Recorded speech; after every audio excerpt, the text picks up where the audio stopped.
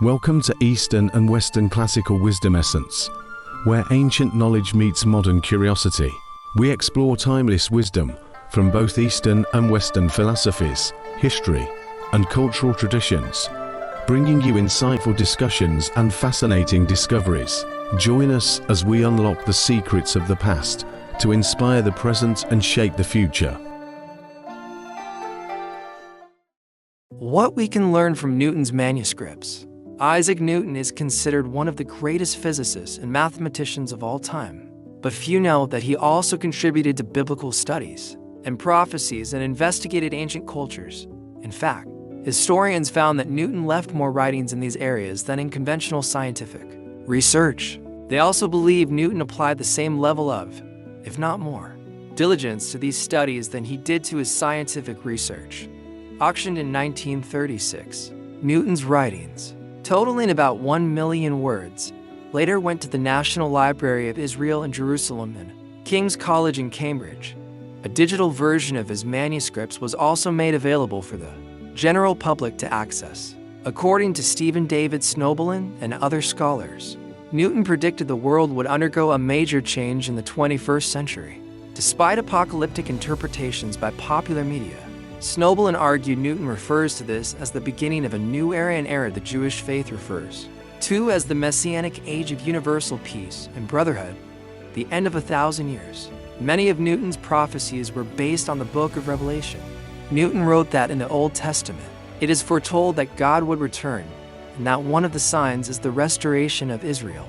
After the siege of Jerusalem in 70 CE, there were a series of Jewish-Roman wars, and Jews were expelled from the area surrounding Jerusalem, the Siege of Jerusalem. Centuries later, the State of Israel was established in 1948. It's worth noting the Chinese Communist Party, CCP, took power 1 year later, in 1949. Some associate the establishment of the CCP to the nightmare predicted in Revelation 20. And when the 1,000 years are expired, Satan shall be loosed out of his prison, and shall go out to deceive the nations which are in the four quarters of the earth, Gog and Magog, to gather them together to battle, the number of whom is as the sand of the sea. Chiang Kai-shek, head of the Republic of China, spent decades fighting the CCP and communism. In a 1961 article titled "The Communist Party is the Biggest Enemy of Mankind," he wrote, "We should calm down and ask ourselves, are we facing the time when the 1,000 years was over as the Bible described?" Bible scholars agree that once Satan is released from prison, he may be extremely powerful. Communism, the embodiment of Satan, not only fights against God, but also deliberately plays tricks on God. Chang pointed out that following the CCP would lead people on a path of no return. Any attempts of working with the CCP will make people fall in its trap, or equates to inviting robbers to your home. If the free world goes this way, it will not only be unable to rebuild the land of God, instead, it is going down a path of self-destruct, the rise of the CCP. But these warnings were largely ignored. 11 years after Chang published this article, U.S. President Richard Nixon visited China. U.S.-China diplomatic relations were then established in 1979. When the Soviet Union and the Eastern Communist Bloc collapsed in 1989, the Western world declared a major victory and did not consider the CCP to be a threat. With the help of Western countries, especially the United States, COMMUNISD China entered the WTO in 2001 and grew at an unprecedented speed. All this contributed to the CCP's domination today. As the world's second largest economy and the largest exporter of goods, China filled the world with cheap merchandise. In the meantime, it infiltrated the free world with communist ideology through its Confucius Institutes, propaganda in the form of newspaper advertisements, and, most recently, social media. CCP leaders launched a comprehensive invasion of the West through money, media, and pornography.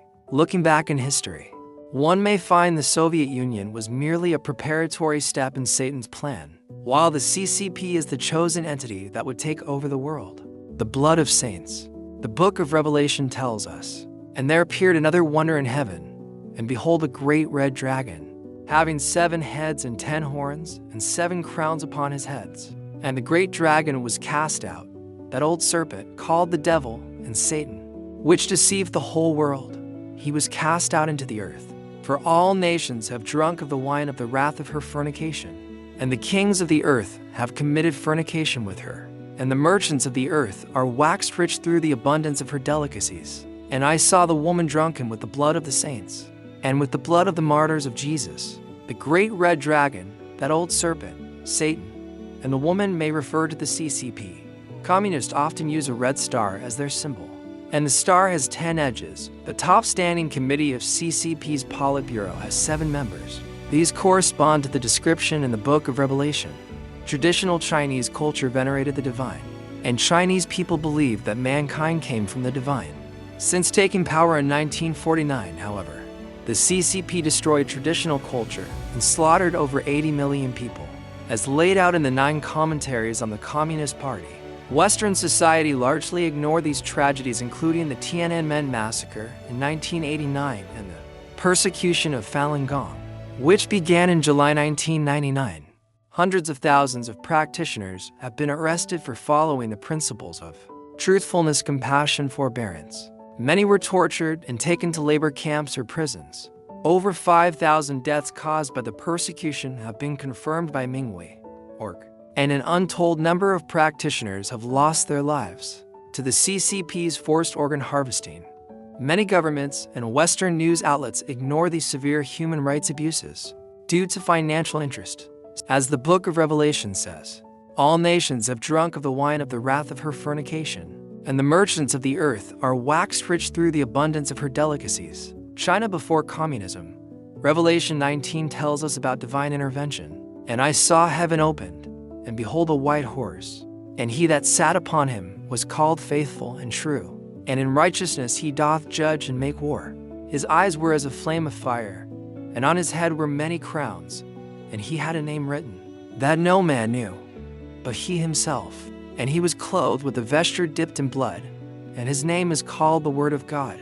And the armies which were in heaven followed him upon white horses, clothed in fine linen, white and clean. And he hath on his vesture, and on his thigh a name written, King of Kings, and Lord of Lords. To many in Western society, a white horse usually represents purity, power, and a divine connection. Caesar entered Rome in a chariot drawn by a team of white horses. The Roman Emperor Constantine the Great wore ornate armor and rode a white horse during battles. George Washington often rode white horses, and he rode in a carriage pulled by 6 white horses during his first presidential inauguration. Shenyang Performing Arts, based in New York with the mission of reviving traditional Chinese culture, shows the creator in a chariot pulled by white horses. He leads divine beings to earth and guides them to establish mankind's civilizations.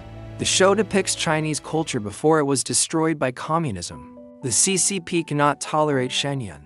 It has instigated more than 100 threats of bombings and mass shootings at theaters that host Shenyang shows. The CCP has also launched a media war and filed a series of lawsuits against Shenyang.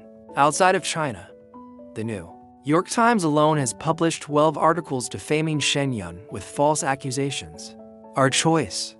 Some people may feel that these events have nothing to do with them. Others may think human rights violations only occur in communist China. But these events are connected and unfolding in front of our eyes. The CCP's persecution of Falun Gong continues after 26 years. Many governments are aware of this genocide, but look the other way due to economic and political interest. This is the dire situation referred to in the prophecies above. Fortunately, some courageous people have stepped forward, including the Independent People's Tribunal in the United Kingdom, that investigated forced organ harvesting, as well as a portion of elected officials in the United States and Canada. For example, the Falun Gong Protection Act was passed in the U.S. House of Representatives and is awaiting passage by the Senate.